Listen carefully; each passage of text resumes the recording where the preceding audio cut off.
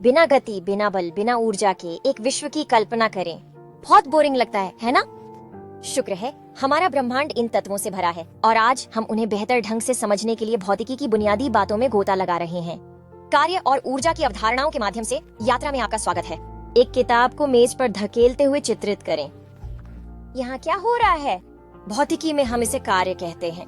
कार्य एक बल के बारे में है जो किसी वस्तु को गतिमान करता है। यह बल और विस्थापन का मेल है जिसके परिणाम स्वरूप ऊर्जा का स्थानांतरण होता है। कार्य की मुद्रा झूल है जिसे जे से दर्शाया जाता है। एक झूल उस कार्य को दर्शाता है जब एक न्यूटन बल 1 मीटर विस्थापन का कारण बनता है। यह हमें अगले महत्वपूर्ण पहलू कार्य और ऊर्जा के बीच संबंध पर लाता है।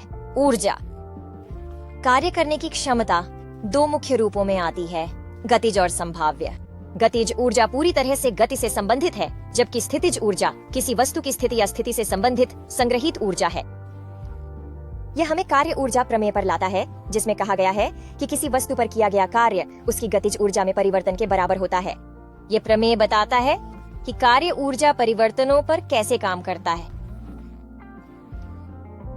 कई स्थितियों में गतिज और संभावित ऊर्जा का योग, जिसे यांत्रिक ऊर्जा के रूप में जाना जाता है, स्थिर रहता है, खासकर जब घर्षण या वायु प्रतिरोध जैसी बाहरी ताकतें अनुपस्थित होती हैं।